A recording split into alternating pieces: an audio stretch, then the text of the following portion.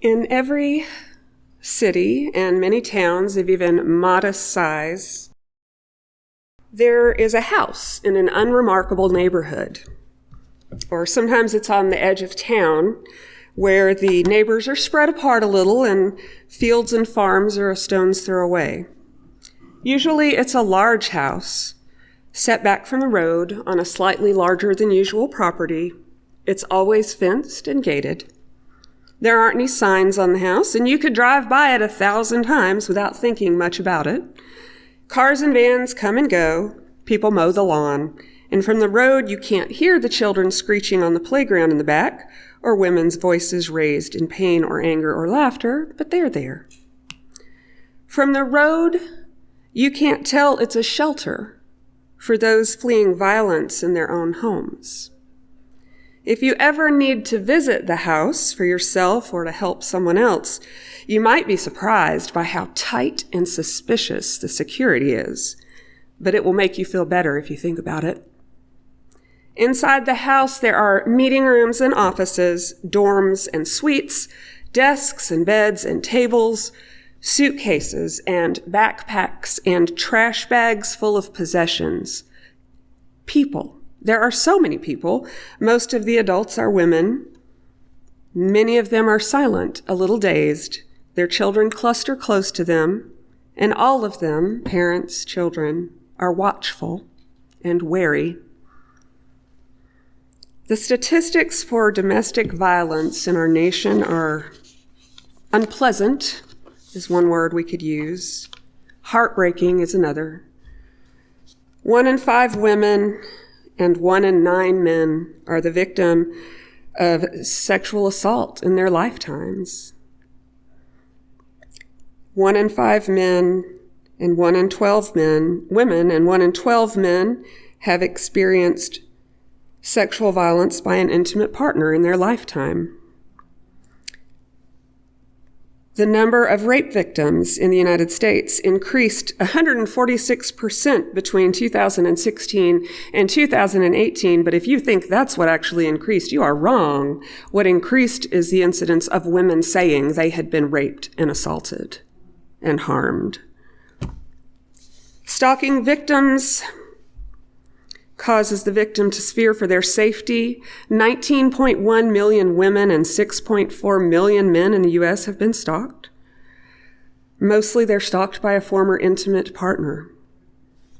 1 in 2 female murder victims are killed by their intimate partners.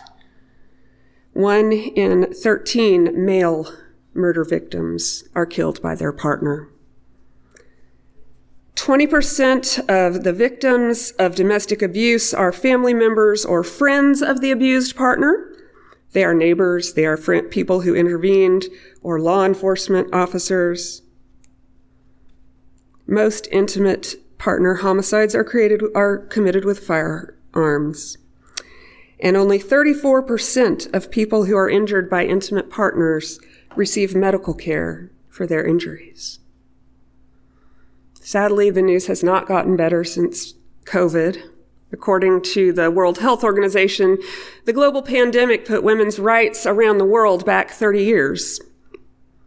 We don't have the newest numbers, of course. They're still being collated, but the last years of isolation followed by a reactionary culture that seems all too happy to vilify the most vulnerable have created a culture where domestic violence thrives, unfortunately. What I want to talk about a little bit is not that. What I want to talk a bit about is the other kinds of violence that happen that aren't necessarily physical, that can go along with physical violence. I want to talk a little bit about narcissism. Maybe you've heard the Narcissist prayer. It was written by Dayna Craig, and it's sometimes called the Narcissist Creed. And here's how it goes. That didn't happen. And if it did, it wasn't that big a deal. Oh, if it did, it wasn't that bad. And if it was, that's not a big deal. And if it is, that's not my fault. And if it was, I didn't mean it. And if I did, You deserved it. That's the narcissist creed. Dr. Supriya McKenna, who is a British expert on narcissism, she specializes in teaching lawyers and individuals how to divorce from narcissistic individuals. She has this fascinating essay online that dissects the narcissist prayer piece by piece. I'm going to share it with you. It's familiar, but some of the words she uses are enlightening. She writes, denial, gaslighting, minimizing poor behavior, blame shifting, and shame dumping all feature in this one simple verse, and they are all hallmarks of covert emotional abuse. I guess I should say one quick disclaimer. I don't know if you have to be a narcissist to be an abuser. I'm not a psychiatrist, and I guess you don't, because only about 6% of Americans are diagnosed with narcissistic personality disorder. That said, I think that the traits of narcissism, which feed so easily into abuse, are present almost always in these cases of emotional abuse in intimate relationships. So, what she does is she takes apart the creed. The first line is, that didn't happen. Well, here we have denial mixed in with history rewriting. These are both classic narcissistic behaviors. If you've ever been in a narcissistic relationship, you'll recognize this. Narcissists have a desperate need to feel special or perfect in order to distract themselves from their core wound. They can't accept the blame for bad behavior, as it would challenge this image they need to project to themselves and the world, so they simply deny it. The next line, if it did, it wasn't that bad. Minimization is another tactic that's hardwired into the miswired narcissistic brain. Here, they diminish the topic concerned to make it seem unimportant. And to a narcissist, anything that doesn't serve them is unimportant. Narcissists will matter any kind of things, from their own bad behavior to another's achievements, to an ill person's symptoms, to someone else's problems. Narcissists are intrinsically controlling. They have to control their image and how others see them, and they also have to control others in order to escape from the reality of that fragile ego. So here, when they minimize or rewrite history, they are trying to control how others see external situations. If it was that bad, it's not a big deal.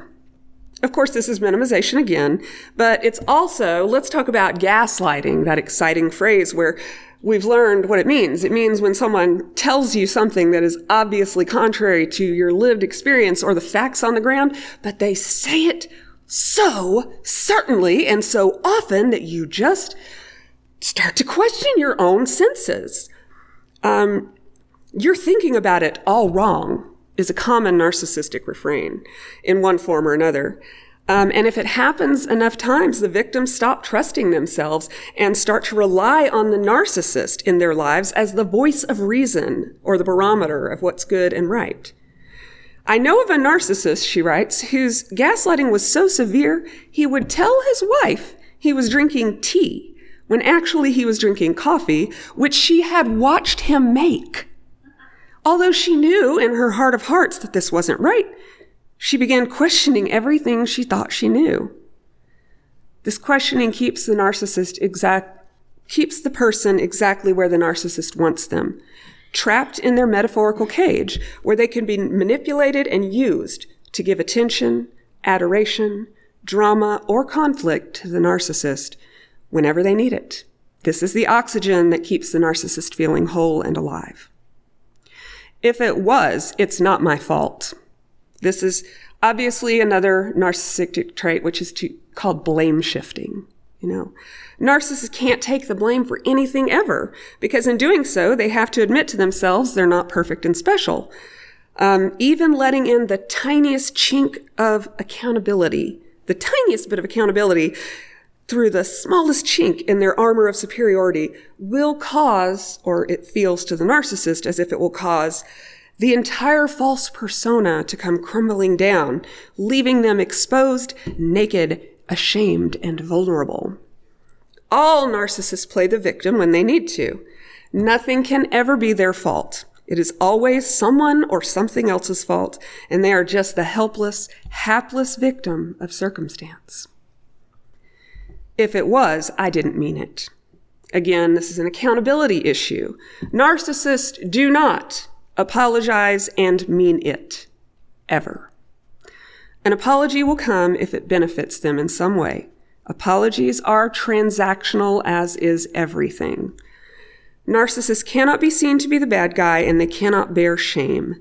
That feeling of burning shame, the humiliation that healthy people learn is just part of life, and it's how you learn, is simply not something a narcissist can allow themselves to feel. To them, shame feels like an existential crisis. And if I did do it, you deserved it. Here we have both projection and blame shifting. The transferring of our feelings onto another person so we don't have to feel them is called projection. If you've gone to therapy, you probably know a lot about it.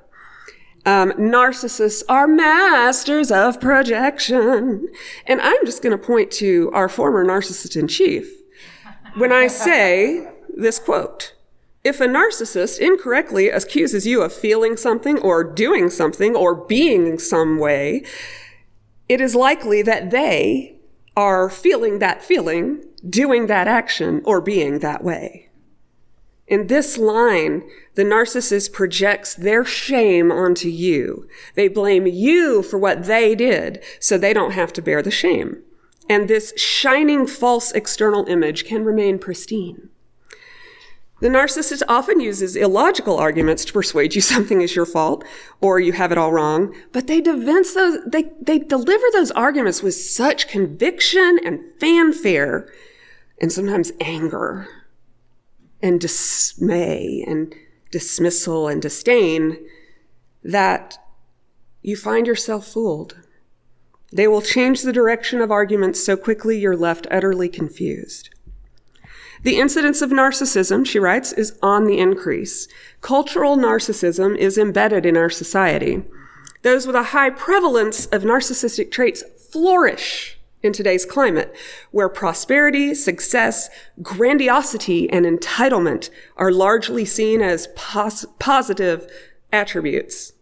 I mean, if you're a man and you're white.